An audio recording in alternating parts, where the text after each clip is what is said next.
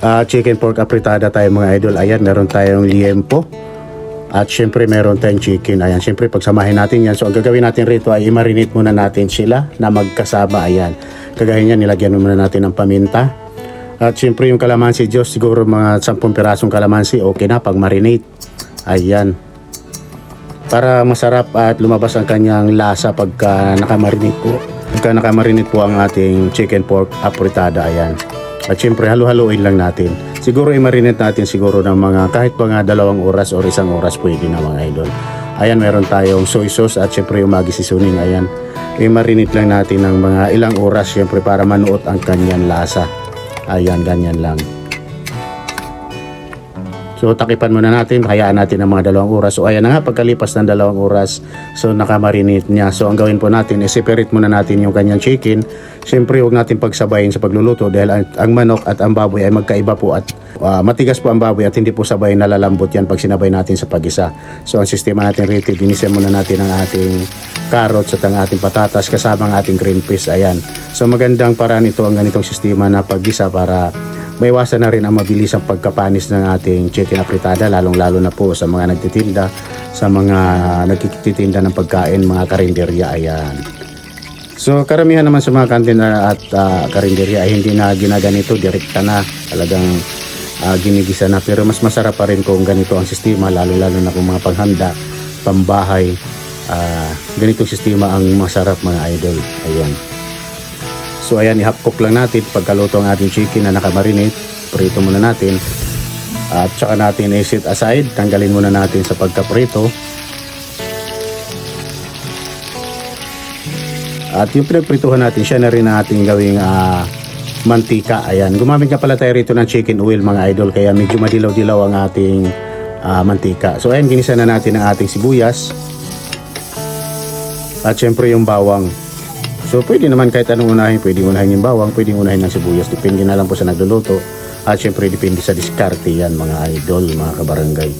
Ayan, syempre kamatis. So ayan, naglalagay tayo ng kamatis. Kung makikita natin, naglalagay tayo ng kamatis. So yung iba hindi naglalagay ng kamatis, pero pwede naman yan. Kasi unang-una yung kamatis, saan ba gawa yung tomato sauce, diba sa kamatis? Ayan. So ayan, ginisa na rin natin ang ating pork na nakamarinate kasama nung chicken. Ayan, syempre unahin natin pagluto ang ating pork para maluto na siya. Ayan, igisa natin na maigi at saka natin timplahan. Tinimplan natin ng konting patis at saka natin nilagay ang ating tomato sauce. So walang problema yung chicken dahil nakagisa na rin siya. So pwede na natin i-additional na natin mamaya pagka malambot ng ating baboy. Ayan, at hayaan lang natin siyang palambutin muna natin. At so ayan, nilagay na natin ang ating pinagbabaran at syempre konting tubig. At hayaan natin na lumambot ang ating baboy muna. Tsaka natin ilagay mamaya ang ating chicken. Syempre, pag sinabay natin yan, malamang durog na yung chicken, yung baboy matigas pa.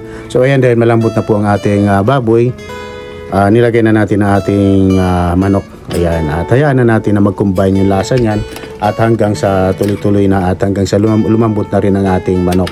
So ayan, addition na tayo rito ng konting brown sugar mga idol, pwedeng white sugar. So yun naman ay optional, depende na po sa atin yan.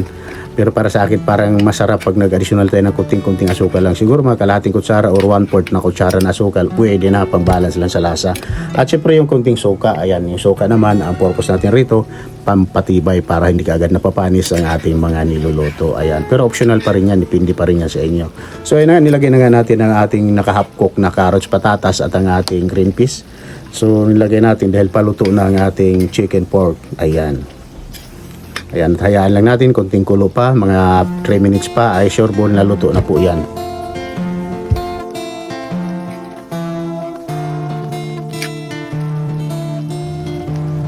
Ayan, nilagay na rin natin ang ating bell pepper dahil paluto na po siya.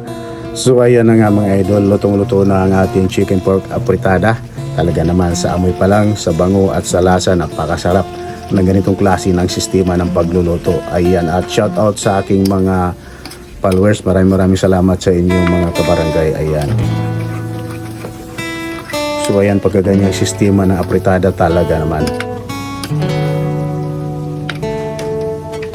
At ayan mga idol, mga kabarangay, luto na nga ang ating chicken pork apritada at ihahain na natin at pwede na po tayong kumain mga idol. Ayan, at sa mga gusto nga palang umorder ng ating bagnit bagoong, ayan mga idol, ilalagay ko po yung link mamaya sa comment section at pwede po tayong mananalo ng 1,000 pesos at kasali na po kayo sa raffle pagka kayo po ay umorder ng ating bagnit bagoong. Ayan po, at maraming salamat.